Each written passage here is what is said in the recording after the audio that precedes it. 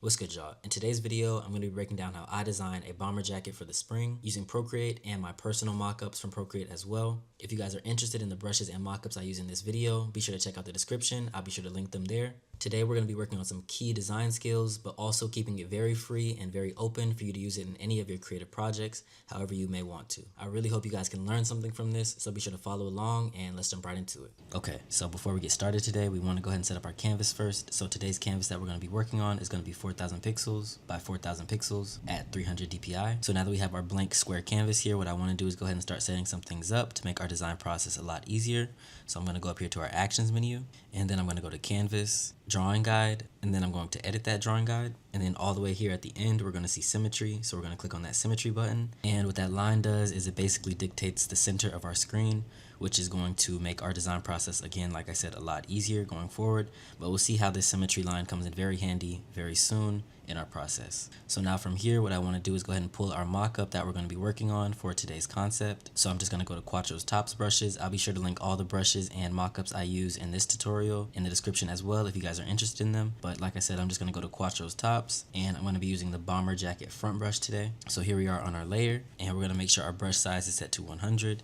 And I'm just going to tap down one time on our screen, and it should drop our mockup in just like that. And then from here, what I'm going to do is drag this to the center of our screen, and this blue and green dot here at the top, we're going to use that, and we're going to center this to the middle of our screen using that symmetry line that we had just created. And like I said, this is just one of those process things that makes life a lot easier when designing. So we're just going to line up this blue and green dot to that center line, and then it should look something like that once we're done. Okay, so now that we have our main base outline, what we can do is go ahead and rename this our outline layer. And now let's go ahead and duplicate this outline layer, and we're going to lock that top one down. So now we have our two blank outlines, and of course we want to go ahead and start adding in some color. So we're going to add in one more layer. The color that I'm thinking about working with today is going to be kind of like an olive drab green, somewhere probably in this area. So I'm just going to take that and drag that right onto our screen, onto that blank layer that we just created. And now what I want to do is pull that below our unlocked outline layer. So our layers should kind of line up like that. So we have our two outlines and then our color all the way at the bottom here. And then from here, what we could do is just pinch these two bottom layers together. Now we see our entire canvas is green, and we want to be able to separate our mockup from our background. So in order to do that, I'm going to go up here to our selection tool, and here I am on automatic selection.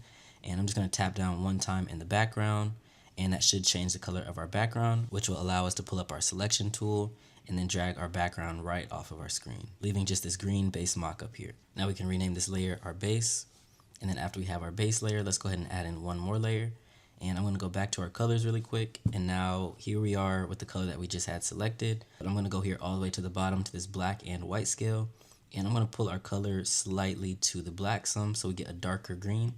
And I'm going to rename this, we could just call this our contrast layer. And on our contrast layer, we want to click on it one time and then make sure this is set to drawing assist as well as clipping mask. And the reason that we make sure it's set to drawing assist is because anything that we do to one side will now copy onto the other side. And that's because of that symmetry line that we created when we first started out. So here we are on our contrast layer, and I'm just going to start coloring onto the ribbing here on our bomber jacket.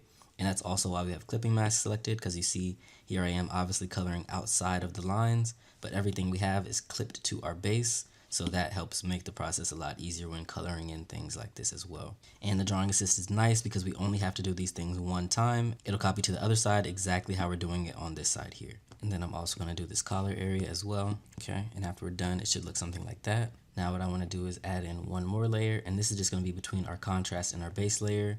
And I'm going to rename this, and we could just call this our lining for now. And I'm going to make our lining, which is going to be this inner part here, I'm going to do like a bright orange color that I think will look really nice and pop off of the screen very nicely. So I'm just going to color in this little inner lining part here, making sure that this is selected to clipping mask. And we can also turn this on drawing assist as well, but just get all in this area here, in this lining area. Okay, so now that we pretty much have our base set, what we want to do is go ahead and start adding in our design. So in order to do that, let's add in one more layer, and we're going to rename this our design layer. And on our design layer here, let's go back to our actions, and we're going to go to add, and then we're going to add in some text now. And let's go ahead and edit this style. The font that I want to use for today's concept is going to be Freshman. I'll be sure to link this in the description as well if you guys want to use the same font. But I'm going to now tap on it twice, and I'm going to edit our style, pull up our keyboard and everything. And what I want to type out is just going to be supply, but I would recommend you guys type out your brand name or whatever project you may be working on. But like I said, I'm just going to type out supply for this, and then we're going to expand this out to a pretty good size. Again, keeping this blue and green dot on that center line will help us keep everything very centered to make sure, you know, we're kind of working in the right direction here. So I have the supply. What I want to do now is I do want to change this color from orange to, I think I'm going to change the color to a yellowish. So probably something right about there I think will look cool. Okay, and we still have the supply as a live object, which means we can tap into it and still edit our text, which is perfect, because what I want to do is go ahead and duplicate this really quick, and we're going to edit our text now on this duplicated layer, and we're going to go to edit style, and then we're going to look all the way to the end here, this little section here, and it's going to say attributes, and there's going to be a couple options here. So there's going to be an underline option, there's also going to be a vertical align option, but we're going to go with this middle section here, and this is going to be the outline option. And for the outline, I want to change our color to black. Okay, and then once our outline is black, we can go ahead and line that back up with our font, make sure that fits together nicely, and it should look something like that once we have our outline and our color layer together. So without the outline, it would look like this, and with the outline, it looks like that, and I think that's looking pretty nice. So what I want to do is go ahead and pinch our two text layers together, which means we're no longer able to live edit them. So now in order to start editing this text, we're going to go up here to our arrow tool, and then we're going to go all the way to the end to the warp. And now what we're going to do is we're going to start kind of warping this text to make it create an arch shape across our bomber jacket, which will fill in this space very nicely. So what I want to do first is, obviously, once we pull up the warp, there's going to be this grid on our text, and that's what we're going to really be paying attention to. So we're going to start at this very top line here, in between these two blue dots, and we're just going to slightly start dragging up on our text, and as we see, that's already creating a nice little warp there. But once we've moved that up a good amount, we want to move down to our next line, and that's just going to be the second line here, and we want to do the same thing again, slightly pulling up on our design, but not too much. And then once that one looks good, we're just going to rinse and repeat, move down one more line, and we're going to pull up again. Okay, and once that one's straight, we're going to go down to our final line and do the same exact thing and pull up again until we have our text that looks something like that. And I think that's looking pretty good. I'm going to go back to our arrow tool really quick. Okay, so once we have that, what I want to do is add in one more layer, and this is going to be another text layer. And here I'm just going to type out a number, so let's just go with 26, and I'm just going to edit the style and make sure it's set to that same yellow color that we were working on earlier.